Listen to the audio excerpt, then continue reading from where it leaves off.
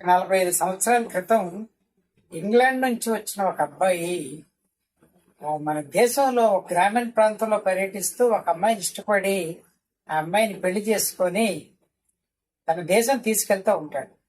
సరే, ఎయిర్పోర్ట్కి వెళ్లే ముందు ట్రైన్లో జర్నీ చేస్తూ ఉండేటప్పటికి ఒక పెద్ద రైలు పట్టాల పక్కనే పొద్దున్నే కాలకృత్యాలు తెచ్చుకుంటూ ఉంటాడు. అంటే ఇది వరకు మనకంత టాయిలెట్ ఫెసిలిటీస్ లేవు కాబట్టి ట్రైన్ రైలు పట్టాల పక్కకు చెట్ల పక్కకు ఎక్కడికి వెళ్తూ ఉండేవాళ్ళు. అది అందరికీ తెలిసిన విషయమే.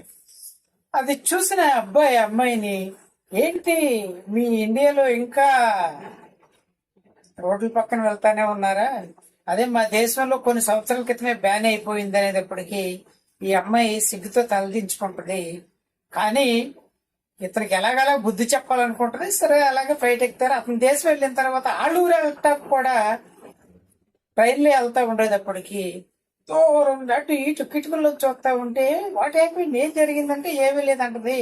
కొంచెం సేపు అయ్యేటప్పటికి ఆ దేశంలో కూడా ఒక అబ్బాయి రైలు పట్టాల పక్కన కాలుకుచ్చాలు తెచ్చుకుంటూ ఉండేటప్పటికి దొరికాడు. వీడి నన్ను నా దేశాన్ని ఇలాగ అంటాడా అని చెప్పి అక్కడికి వెళ్ళి దగ్గరికి వెళ్ళిన తర్వాత ఈయనకి ఇవ్వాలని చూసి ఆయన పిలిచి, ఇదిగో మా దేశంలో రోడ్డు పక్కనకి వెళ్తారు, ఎక్కడికి వెళ్తారు అన్నావు కదా, నీ దేశంలో కూడా ఎక్కడికి వెళ్తున్నారు, ఎక్కడో బ్యాన్ అయిపోయింది అన్నావు. దగ్గరికి వచ్చేటప్పటికి ఆ అబ్బాయి ఎలా కొట్టి చూపించేటప్పటికి అక్కడ కూడా మన ఇండియానే రైలు పట్టాల పక్కన కాలుకుచ్చలు తెచ్చుకుంటూ ఉంటాడు. అది చూసిన అబ్బాయి పక్కపక్క నవ్వేటప్పటికి ఈ అమ్మాయి, చిచ్చి మీరే అసలు మా దేశానికి పాలించినప్పుడు ఇలాంటి చెత్త అలవాటు చేశారు, మా వాళ్ళందరూ మంచోళ్ళు అని చెప్పి నీకు నాకు కుదరదని చెప్పి ఆయనతో తెగతప్పులు చేసుకొని మన ఇండియాకు వచ్చేస్తుంది. ఆ సమస్య పుణ్యమో ఏదో గాని అందరికీ టాయిలెట్ ఫెసిలిటీ మన ప్రభుత్వాలు కల్పించినాయి. కానీ ఇప్పుడు కొత్తగా ఒక చెత్త సమస్య వచ్చింది.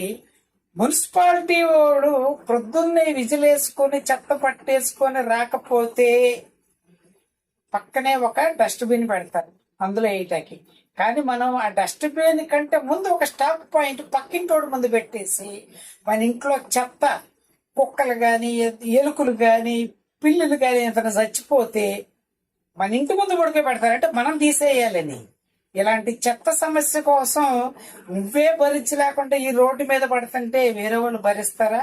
ఒక్కసారి ఆలోచించండి. 4 అడుగులు వేసి ఆ డస్ట్బిన్లు వేసే ముందు పక్కంటోడు ముందు ఎత్తే మరి ఇంకెన్ని యుద్ధాలు జరిగినప్పుడు ఈ బుద్ధి పోద్దో లేకపోతే ఇంకెంతమంది విడిపోవాలో ఒక్కసారి ఆలోచించండి. Thank you.